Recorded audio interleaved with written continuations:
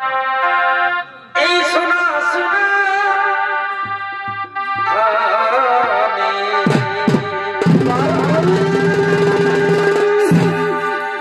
আসে যত জয়ী এই বনি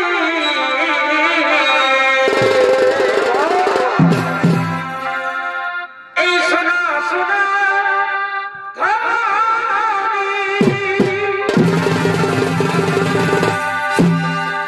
আসে যত জয়ী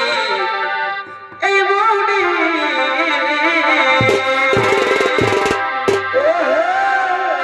এই সময় বইয়ে যায় আমি করি কি উপায় এগো সময় বইয়ে যায় আমি করি কি উপায় এই নিজে নিজে ঠাকুর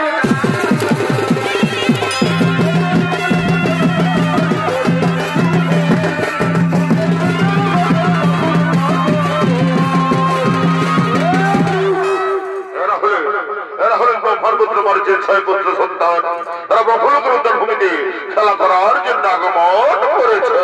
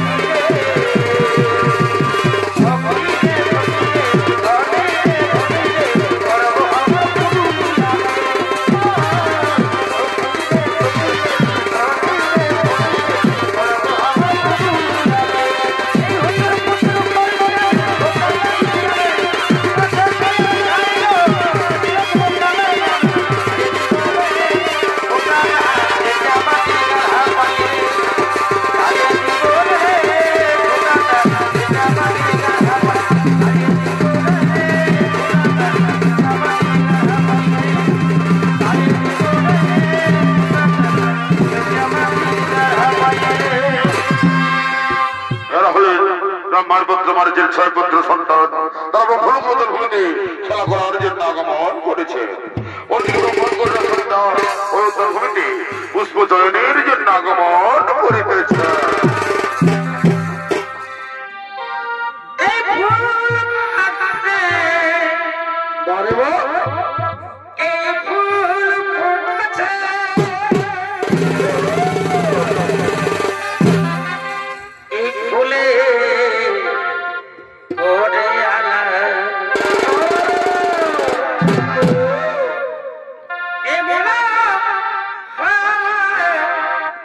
ও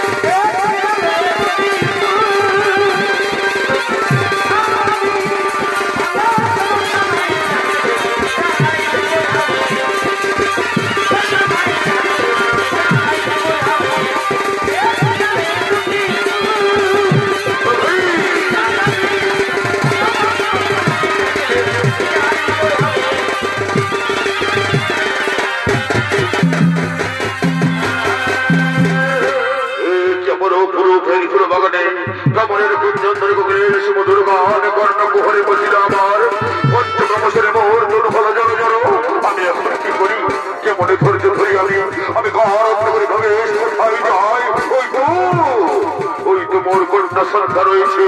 আমি তার দেহ অন্য করে ভাবে এসো সন্ধ্যা ধরা দাও মোর বাহুবাসে এসো সন্ধ্যা কথা বলো পিতা তুমি পিতা ভাই নিজ কন্যার প্রতি কি ব্যবহার তোমার এই যে মহাপাপ পিতা আমি তোমার কোনো কিছু বলে শুনতে চাই না পঞ্চকা বছরে মুহূর্ত হলো জোর জোর আমি আর পারছি না এসো ধরা দাও মোর বাহুবাসে এই মহাপাপের কাজ আমি কিছুদিন করতে রাজি নই পিতা তুমি না সৃষ্টিকর্তা তুমি না শিক্ষা গুরু এই শিক্ষা লুকিয়ে আছে তোমার হৃদয় মাঝে এই শিক্ষা অর্পণ করো তুমি মানব সমাজে সন্ধ্যা আমি তোমার কোনো হিত বলে শুনতে চাই না পঞ্চকা বছরে মুহূর্ত হলো জোর জোর এসো ধরা দাও মোর বাহুবাসে এসো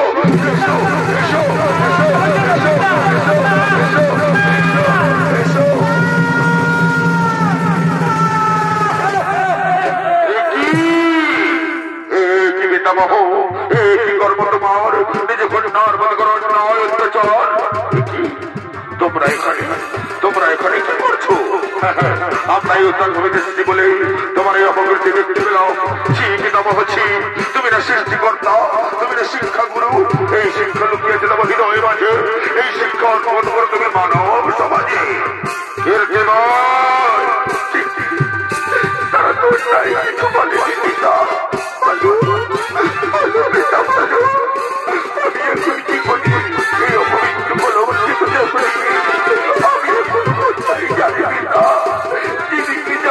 আমি স্পর্শ করবি না জীবন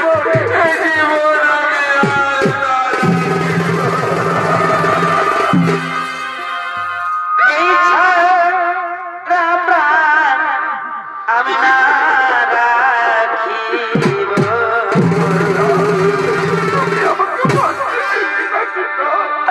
তুমি আমার পাশে আমি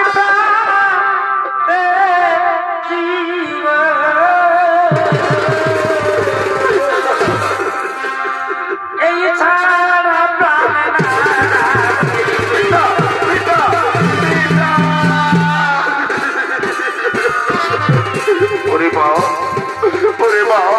কাপড়ে অন্ধ হয়ে আমি অপকর্ম করেছি রে মা তুই আমাকে ক্ষমা করে দে রে মা তুই আমাকে ক্ষমা করে দে কাপড়ে অন্ধ হয়ে নিজে কন্যা পবিত্র পিতা কাপড়ে অন্ধ হয়ে নিজে কন্যা পবিত্র আমি তোমায় অভিশাপ দেব পিতা এই বর্তভূমি না হবে তোমার মন্দির বর্তমানের কাছে না পাইবে তুমি পূজা আমি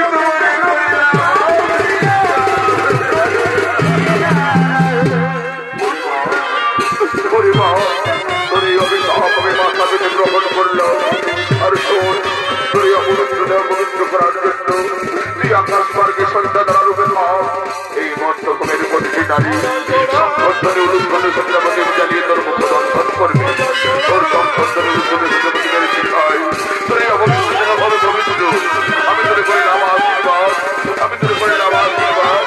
আমি তোরে করলাম আশীর্বাদ পিতা পিতা তুমি আমাকে পিতা আমাকে ত্যাগ করে দিয়ে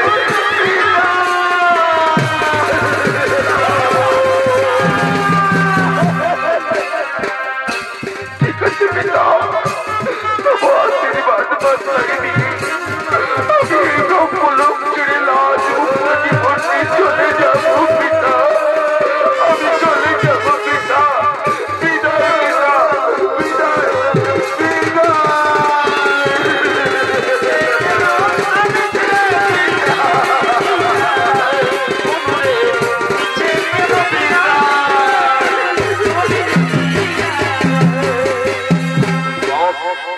পিতা মহাবাদ অপূর্ব তোমার কীর্তি নিজ কন্যার দেহ করিলে অপবিত্র আর পবিত্র করার জন্য বাড়ালে আকাশ মার্গে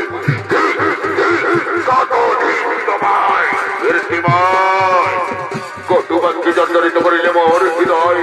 কটু ব্যক্তি জর্জরিত করিলে মোহর হৃদয় আমি তোমাদের অভিশাপ দেব অভিশাপ অভিশাপ অভিশাপ এই ব্রহ্মলোক ছেড়ে মর্তভূমে অসুর কুলে জন্ম নিবি যা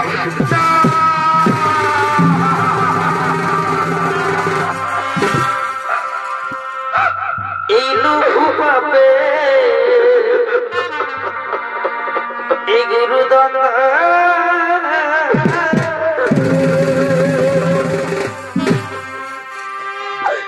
পিতাকে না দিলে আমাদের পিতাকে না দিলে আমাদের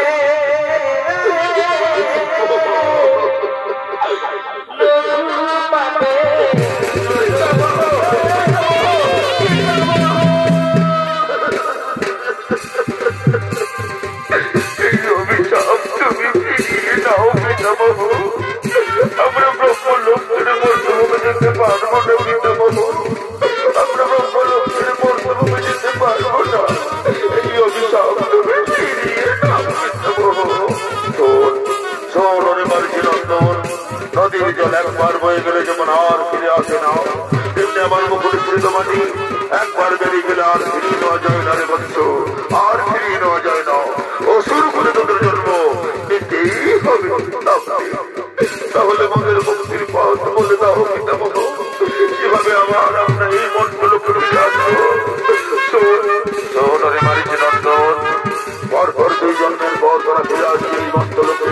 প্রথম জন্ম হবে তোদের পুত্রকাল পরম বিষ্ণু ভক্ত ভিতরা তাই বিষ্ণু বিদ্বেষী কাল নেমে নিহত হয়ে ফিরে আসবে এই ব্রহ্মলোকে তারপর কাল নেমে যখন মধুরাতে কংসরূপে জন্ম নেবে তখন তারা দৈবগ্রহরে প্রথম থেকে ষষ্ঠ সন্তান রূপে জন্ম নেবে আর ওই কাল নেমে রূপে কংসরাতে নিহত হয়ে ফিরে আসবে এই ব্রহ্মলোকে আমি তোদের করিলাম আশীর্বাদ আমি তোদের করিলাম আশীর্বাদ আমি তোদের করিলাম আশীর্বাদ ঠিক আছে পিতামহ তোমার অভিশাপ তোমার আশীর্বাদ মাথায় নিয়ে আমি এই ব্রহ্মলোক ছেড়ে চির তুলে চলে যাবো পিতামহ আমি এই ব্রহ্মলোক ছেড়ে চির তুলে চলে যাবো পিতামহ পিতামহ পিতামহ